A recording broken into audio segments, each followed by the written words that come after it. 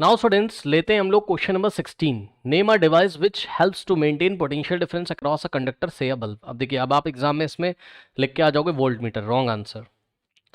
बच्चों ध्यान से चेक करिए, कोई इलेक्ट्रिक बल्ब है, ठीक, ये इलेक्ट्रिक बल्ब है लेट्स से। अब इसके अक्रॉस आपको एक पोटेंशियल डिफरेंस मेंटेन रखना है, मेजर नहीं करना है, मेंटेन रखना है, शब्दों पे ध्यान दें। ठीक, तो यहाँ पर आप या तो सेल लगाओगे या तो आप एक बैटरी लगाओगे। ओके स्टूडेंट्स, तो यहाँ पे V वोल्ट की बैटरी लगाओगे, ये प्लस माइनस, ठीक। तो क्योंकि आपको पता है बैटरी या सेल, ठीक है ना, ये तो वैसे बैटरी है, battery is the combination of two or more sales, दो या दो से ज़्यादा सेल्स का कॉम्बिनेशन बैटरी कहलाता है। तो यहाँ या तो बैटरी लगाएंगे हम,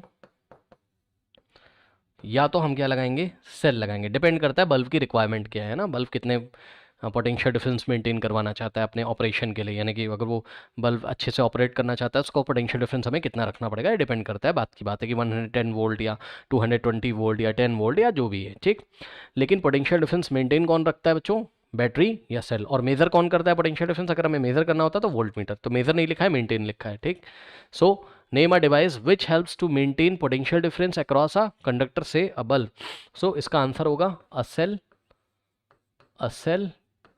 और अ बैटरी, या तो सेल या तो बैटरी, ठीक है, ये हो गया। अब इसके बाद बच्चों ध्यान से चेक करिए, जब इलेक्ट्रिक सर्किट बना ही दिया है तो एक स्विच भी लगा लो यहाँ पे, ठीक है, एक स्विच भी लगा लो, क्या दिक्कत हो गई, ठीक। चलिए नाउ स्टूडेंट्स पार्ट बी देखते हैं। कह रहा है if a potential difference of 10 volt, okay, तो V की वैल्यू कितनी दे रखी है हमको, 10 वोल्ट्स। पोटेंशियल डिफरेंस को V से दिखाते हैं, V कितना है, 10 volt, causes a current of 2 ampere to flow. Okay, so current कितना है यहाँ पर, 2 एम्पियर है, फॉर 1 मिनट, ठीक है, टाइम कितना है, 1 मिनट। अब देखिए बच्चों, पोटेंशियल डिफरेंस का ऐसा यूनिट क्या होता है, वोल्ट्स दिया हुआ है, करंट एम्पियर में मेजर करते हैं दिया हुआ है, टाइम का ऐसा यूनिट होता है सेकंड। तो आपकी जिम्मेदारी आप इसको सेकंड में चेंज कर लें सबसे पहले तो। 1 मिनट में कितने सेकंड होते हैं, 60 सेकंड होते हैं, ठीक। तो 1 मिनट का मतलब है टाइम कितना दे रखा है हमको, 60, एस का मतलब सेकंड, 60 सेकंड्स, ठीक।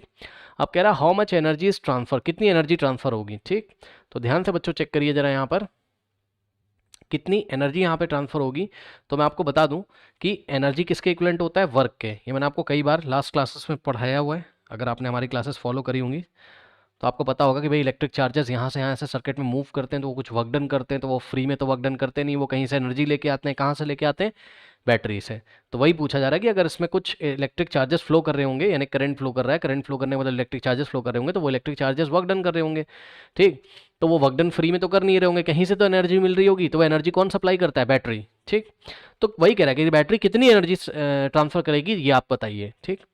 तो यहाँ पर जो वर्क होगा वो किसके इक्वल हो जाएगा, वर्क इक्वलेंट हो जाएगा किसके, एनर्जी के। ओके, ये लीजिए, क्या दिक्कत है, वर्क एनर्जी के इक्वलेंट यहाँ से हो जाएगा। ओके स्टूडेंट्स, तो आप वर्क निकाल लीजिए तो आपको एनर्जी मिल जाएगी जूल्स में। ओके, सो वर्क कैसे निकालें, तो बच्चों आपने फॉर्मूला पढ़ा है, V इज इक्वल्स टू क्या होता है, W/Q। ये लीजिए, ठीक है, यहाँ से वर्क अगर आप निकालोगे so W is equals to V/Q, V/Q, ये फॉर्मूला हम लगाएंगे, अभी लगाएंगे, लेकिन प्रॉब्लम ये है कि V क्या आपको पता है, यस सर V हमको पता है, कि आपको Q पता है, Q नहीं पता है। अब Q कैसे निकालेंगे वो आप देखो, यहाँ पे आ जाओ बच्चों, हमको इलेक्ट्रिक करंट का फॉर्मूला पता है, I इज इक्वल्स टू क्या होता है, Q/T, ठीक।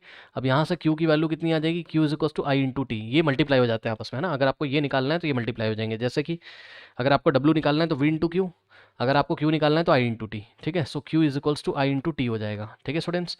तो यहाँ से हो जाएगा आपके पास Q is equals to I/T, I कितना है, आई आपका 2 एम्पियर इंटू टी टाइम कितना है आपका, टाइम बच्चों मिनट में मत रख देना, सेकंड में रखना। ओके, सो टाइम की जगह हमने रखा 60 सेकंड, ठीक।